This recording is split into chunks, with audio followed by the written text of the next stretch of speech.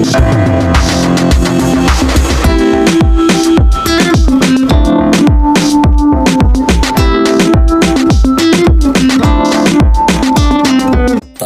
മില്ലിൽ നിന്നിറങ്ങി ഈരാറ്റുപേട്ടയിലേക്ക് പോകാൻ തുടങ്ങുകയായിരുന്നു മോഹനൻ തമ്പി.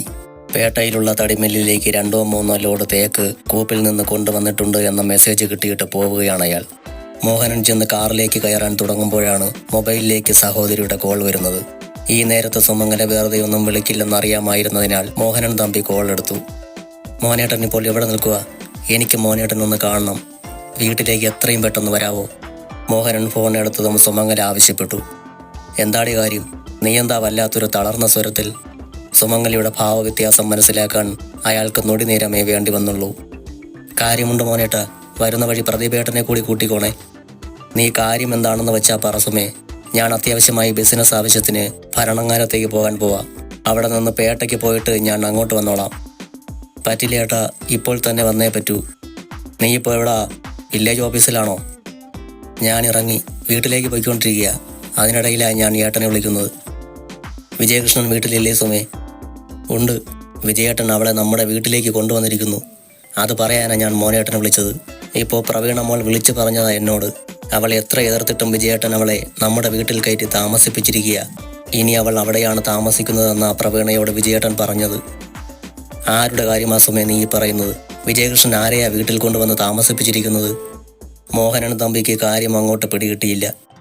18 വർഷത്തിന് ശേഷം അവളെ വിജയേട്ടൻ വീട്ടിലേക്ക് കൂട്ടിക്കൊണ്ടുവന്നിരിക്കുന്നു.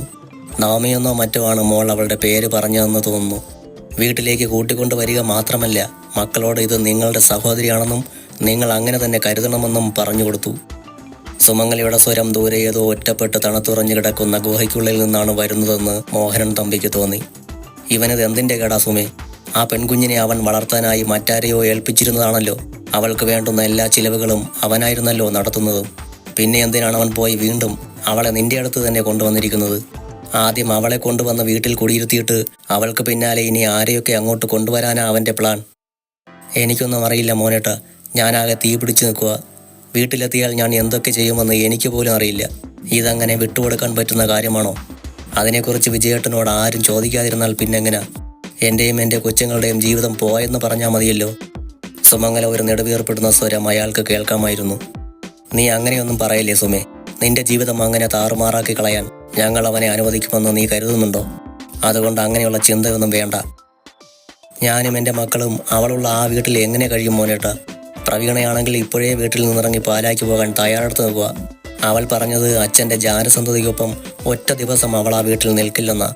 നോക്കിക്കോ, ഞാൻ വീട്ടിൽ ചെല്ലുമ്പോൾ അവൾ എൻ്റെ വീട്ടിലുണ്ടെങ്കിൽ അടിച്ചിറക്കും ഞാൻ അവളെ അവിടെ നിന്ന് പെട്ടെന്ന് ഇറങ്ങിപ്പോരാനൊന്നും നീ പ്രവീണയെ സമ്മതിക്കരുത്.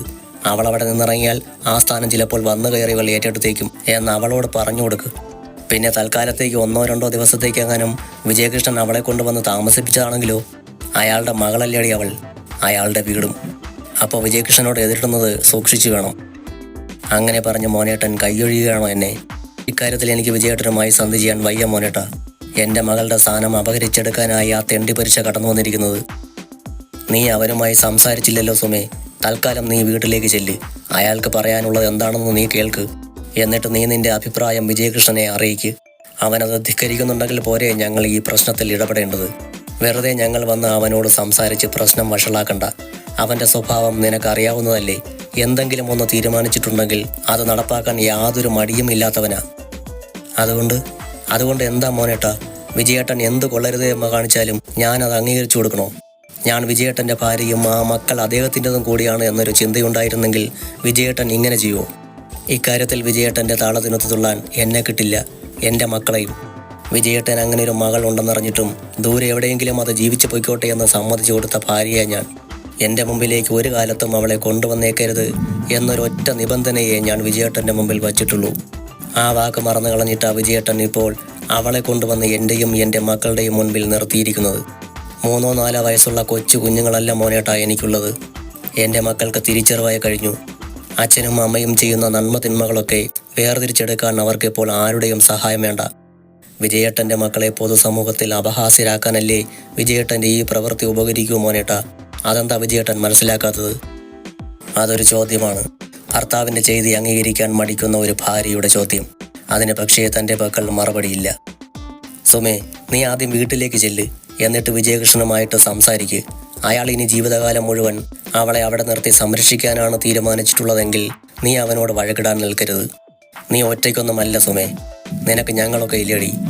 നിന്നെ ധിക്കരിച്ചും കൊണ്ട് അവൻ അവളെ അവിടെ നിർത്താൻ പോവുകയാണെങ്കിൽ ഞങ്ങളത് സമ്മതിച്ചു കൊടുക്കുമോ? നീ ധൈര്യമായി വീട്ടിലേക്ക് ചെല്ല്. ഒരു വില്ലേജിലെ മുഴുവൻ പ്രശ്നങ്ങൾക്കും പരിഹാരം കാണുന്നവളല്ലേടി നീ. നിനക്കാണോ ഇത്ര ചെറിയൊരു കാര്യം സോൾവ് ആക്കാൻ ബുദ്ധിമുട്ട്? അവിടെ വീട്ടിൽ തന്നെ നീ ഒറ്റയ്ക്കാണോ? നിന്റെ കൂടെ നിന്റെ 3 മക്കളില്ലേ?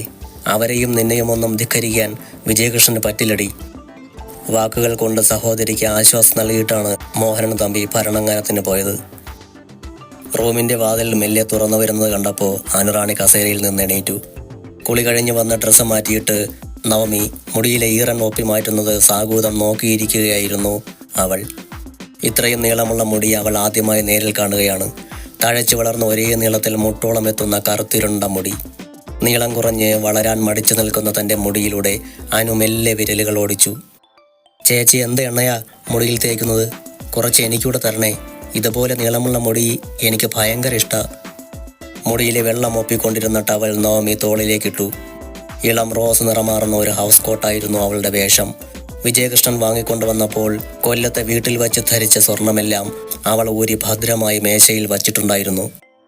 ചേച്ചി, ആ വളയെടുത്ത് കയ്യിലിട്ടെ. അത് ചേച്ചിയുടെ കൈ കിടക്കുമ്പോൾ എന്ത് ഭംഗിയാ അത് കാണാൻ, അനുറാണി പറഞ്ഞു.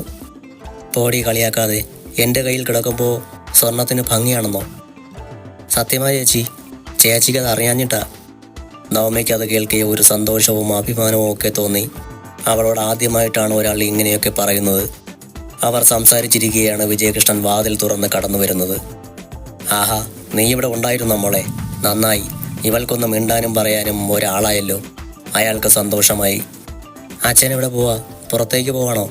അയാൾ പുറത്തേക്ക് പോകാറുള്ള വേഷം ധരിച്ചിരിക്കുന്നത് കണ്ട് അനുറാണി ചോദിച്ചു.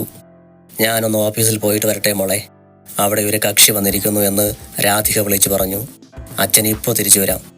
ഞാൻ വരുമ്പോൾ നിനക്ക് വല്ലതും വാങ്ങിക്കൊണ്ട് വരണോ മോളെ? അയാൾ നവമിയെ നോക്കി തിരക്കി. ഒന്നും വേണ്ടച്ചാ, അവൾ പറഞ്ഞു. അച്ഛാ, ചേച്ചിക്കാകെ 1-2 ചുരിദാറേ ഉള്ളൂ. 2 ഹൗസ് കോട്ടും കുറച്ചുകൂടി വാങ്ങിക്കണേ അച്ഛാ, അനു ഓർമ്മിപ്പിച്ചു. നാളെയോ മറ്റന്നാളോ നീ ഇവളെയും കൂട്ടിപ്പോയി വേണ്ടുന്നതൊക്കെ വാങ്ങിക്ക്. അച്ഛൻ വാങ്ങിക്കൊണ്ട് വന്നാൽ 1-2 എണ്ണം കാണും. അനു, നിനക്ക് പഠിക്കാനുള്ളത് എടുത്തുകൊണ്ട് വന്ന് ഇവിടെ ഇരുന്ന് പഠിച്ചോ. ഇന്ന് നവമിക്കൊരു കൂട്ട് വേണം മോളെ, കേട്ടോ? അയാൾ പറഞ്ഞ ശേഷം വാതിൽ ചാരി പുറത്തേക്ക് പോയി. അയാൾ പോയി 5 മിനിറ്റിനുള്ളിൽ സുമംഗലിയുടെ കാർ ഗേറ്റ് കടന്ന് മുറ്റത്ത് വന്നു നിന്നു. തൻ്റെ റൂമിൽ കിടന്നുകൊണ്ട് പ്രവീണ കാണുന്നുണ്ടായിരുന്നു അമ്മ കാറിൽ നിന്ന് പുറത്തിറങ്ങുന്നത്. അവൾക്കറിയാം അമ്മ ഇപ്പോൾ തൻ്റെ അടുത്തേക്ക് വരുമെന്ന്.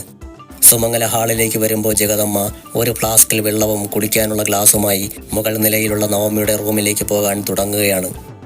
ഇതാർക്കാ ജഗദമ്മയെ കൊണ്ടുപോകുന്നത്? സുമംഗല ചോദിച്ചു. വെള്ളം കുടിക്കാനുള്ളത്, ജഗദമ്മ പറഞ്ഞു.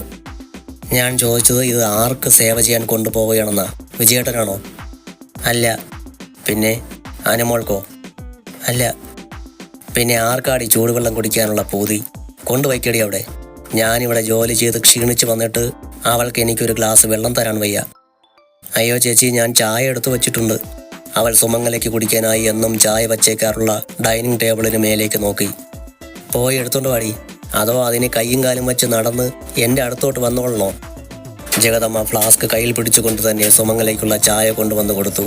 അപ്പോഴേക്കും അമ്മയെ കാണാഞ്ഞ് പ്രവീണ ഇറങ്ങി താഴേക്ക് വന്നു. സുമംഗല ഒരു കവിൽ ചായ കുടിച്ച ശേഷം കപ്പ് ടേബിളിന് മേലേക്ക് വെച്ചു. ജഗദമ്മ ആ കപ്പും എടുത്തുകൊണ്ട് കിച്ചണിലേക്ക് പോയി. അമ്മയുടെ മുഖം വലിഞ്ഞു മുറുകെ നിൽക്കുന്നത് കണ്ടതോടെ പ്രവീണയ്ക്ക് മനസ്സിലായി അമ്മ അനുഭവിക്കുന്ന ടെൻഷൻ എത്രത്തോളം ഉണ്ടെന്ന്. അച്ഛൻ റൂമിലുണ്ടോ? അവൾ പ്രവീണയോട് ചോദിച്ചു. അച്ഛൻ്റെ കാർ പുറത്തേക്ക് പോകുന്നത് കണ്ടു. അവളെ സൽക്കരിക്കാൻ എന്തൊക്കെയോ വാങ്ങിച്ചു കൂട്ടാൻ പോയതാവും. 10 ആണ്ടുകൾക്ക് ശേഷം തിരികെ കിട്ടിയ മകളല്ലേ, അപ്പോൾ ആഘോഷം പൊടിപൊടിക്കണമല്ലോ. പൊടിപ്പിക്കുന്നുണ്ട് ഞാൻ. എവിടെ നിന്ന് കൊണ്ടുവന്നോ അവിടെ കൊണ്ടുപോയി വിട്ടോണം അവളെ. ഈ വീട്ടിൽ അവളെ പൊറപ്പിക്കാമെന്ന് നിന്റെ അച്ഛൻ കരുതണ്ട. സുമംഗല പല്ലുകൾ ഞർമ്മി. അച്ഛനെ മാത്രമല്ല, അമ്മയ്ക്ക് അമ്മയുടെ ഇളയ മകളെയും എതിരിടേണ്ടി വരും. എനിക്ക് തോന്നുന്നത് അച്ഛനേക്കാൾ അവൾക്ക് സപ്പോർട്ട് അനുവാണെന്നാ. അനു ഇതുവരെ അവളുടെ റൂമിൽ നിന്ന് പുറത്തു വന്നിട്ടില്ല. എനിക്ക് തോന്നുന്നത് സ്വന്തം റൂമിൽ നിന്ന് അനു അവളുടെ റൂമിലേക്ക് താമസം മാറിയെന്നാ. അവർ സംസാരിച്ചു നിൽക്കെ സന്ദീപിന്റെ ബൈക്ക് പുറത്തു വന്ന് നിൽക്കുന്ന ഒച്ച കേട്ടു. അടുത്ത നിമിഷം സന്ദീപ് ധൃതിയിൽ അവരുടെ അടുത്തേക്ക് വന്നു. എന്താ അമ്മയ്ക്ക് ആകെ ഒരു മൂഡ് ഓഫ്? ഇന്ന് ഓഫീസിലെന്തോ പ്രശ്നമുണ്ടായ ലക്ഷണമുണ്ടല്ലോ. അവൻ ബൈക്കിന്റെ ചാവി പോക്കറ്റിലിട്ട ശേഷം അമ്മയുടെ തോളത്തേക്ക് കൈവച്ചു.